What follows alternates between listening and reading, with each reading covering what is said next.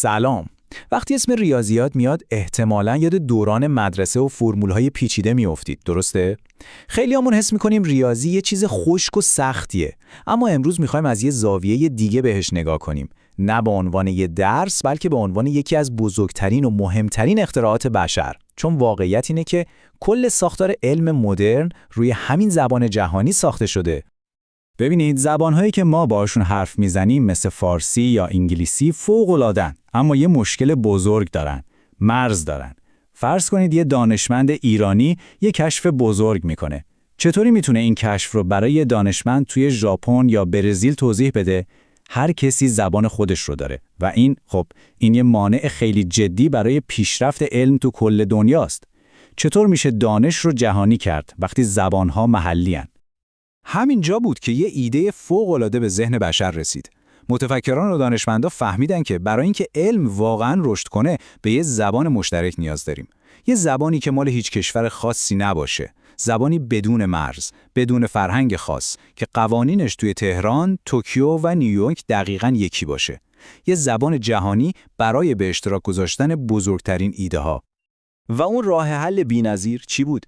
ریاضیات. بله، ریاضیات. ریاضیات یه زبان ساخته شده است. یه زبانی که از اول با این هدف طراحی شد که کاملا شفاف و جهانی باشه. فرقی نمی‌کنه یه دانشمند اهل کجا باشه یا به چه زبانی حرف بزنه، وقتی یه معادله ریاضی رو می‌بینه دقیقاً می‌فهمه منظورش چیه. این قدرت ریاضیاته. خیلی خوب. پس قبول کردیم که ریاضی یه زبانه. هر زبانی هم یه سری اجزای اصلی داره. یه الفبا داره، درسته؟ مثل زبان فارسی که از الف، ب، پ شروع میشه. حالا سوال اینه که الفبای این زبان جهانی چیه؟ واقعا بهش فکر کنید. الفبای زبانی که قوانین کیهان باهاش نوشته شده و کل کامپیوترهای دنیا باهاش کار میکنن چی میتونه باشه؟ جوابش خیلی ساده است، اما در عین حال فوق‌العاده قدرتمند. اعداد. بله، اعداد و حروف الفبای ریاضیات هستن. همون کاری که حروف برای زبان ما میکنن، اعداد برای زبان ریاضیات میکنن. اصلا بیدلیل نیست که قدیما به ریاضی میگفتن علم اعداد. همه چیز از همینجا شروع میشه. خب، این الفبا از کجا اومده؟ جالبه بدونید که اعداد یهویی از آسمون نیفتادن پایین یا یک کشف اتفاقی نبودن. مثل اکثر اختراعات بزرگ بشر، اعداد از سر نیاز به وجود اومدن. یه نیاز کاملا واقعی و حیاتی. انسان‌های اولیه برای حل مشکلات روزمره‌شون بهشون احتیاج پیدا کردن. اصلا چی شد که به مفهوم عدد فکر کردیم؟ نیازهای خیلی پایه‌ای بودن. مثلا نیاز به شمردن. باید میدونستن چند نفر توی قبیله هستن یا امروز چند تا حیوان شکار کردن. بعدن که کشاورزی شروع شد، نیاز به اندازه‌گیری پیش اومد. چقدر زمین داریم، چقدر محصول برداشت کردیم. حتی برای فهمیدن گذر زمان. پس می‌بینید اعداد از اول یه ابزار بودن. یه ابزار برای بقا و نظم دادن به دنیا. اولین روش شمارش هم خیلی جالب و ساده بود. بهش میگن تناظر 1:1. فکرشو بکنید. یه چوپان برای اینکه بدونه چند تا گوسفند داره، به ازای هر گوسفندی که از آغال بیرون میره، یه سنگریزه میندازه توی کیسش. یا روی یه تیکه چوب یه خط میکشه. یه گوسفند، یه خط. یه شی، یه علامت. به همین سادگی و کار راه اندازی.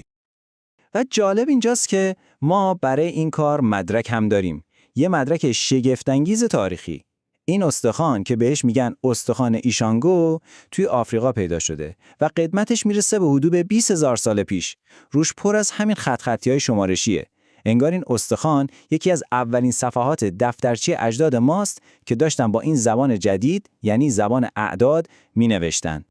خب، این تازه اول ماجرا بود. سوال اصلی اینه: ما چطوری از این خطای ساده روی یه تیکه استخوان رسیدیم به سیستم‌های عددی پیچیده‌ای که امروز کل دنیای دیجیتال و تکنولوژی ما رو میچرخونه؟ این سفر خیلی جالبه. این سیر تکامل واقعاً یه سفر شگفت‌انگیزه. اولش همین علائم ساده بود. بعد تمدن‌های باستانی مثل سومری‌ها اومدن و یه سیستم خیلی جالب بر پایه عدد 60 ساختن. میدونستید این که دقیقه 60 ثانیه است یا دایره 360 درجه است یادگار هموناست؟ مصری‌ها سیستم دهدهی رو به کار بردن. اما انقلاب اصلی توی هند باستان اتفاق افتاد. اونجا بود که مفهوم انقلابی صفر به عنوان یه عدد واقعی اختراع شد. و این ایده باور نکردنی توسط دانشمندای بزرگ عصر طلایی اسلام مثل خوارزمی به بقیه دنیا معرفی شد و مسیر ریاضیات رو برای همیشه عوض کرد.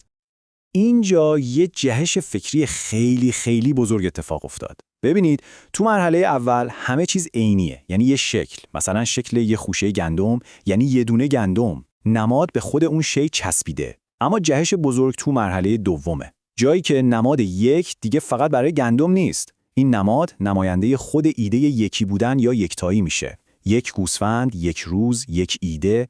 اینجا بود که عدد از دنیای فیزیکی جدا شد و تبدیل به یه مفهوم انتزاعی و فوق‌العاده قدرتمند شد. و اما قدرتمندترین اختراع توی این زبان جدید چی بود؟ بدون شک صفر. صفر فقط به معنی هیچ یا یه جای خالی نبود. خیلی فراتر از این بود. اختراع صفر به ما اجازه داد که سیستم ارزش مکانی رو بسازیم. یعنی چی؟ یعنی توی عدد 101 اون صفر وسط به ما میگه که هیچ دهتایی وجود نداره.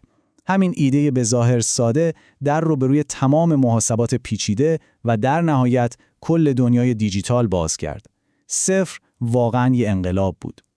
و از اینجا به بعد داستان اعداد حتی جالبتر هم میشه. اعداد دیگه فقط ابزاری برای شمردن گوسفند و گندم نبودن. اونا تبدیل شدن به زبان تفکر، زبان منطق، زبان علم و ابزاری برای فهمیدن خود واقعیت جهان.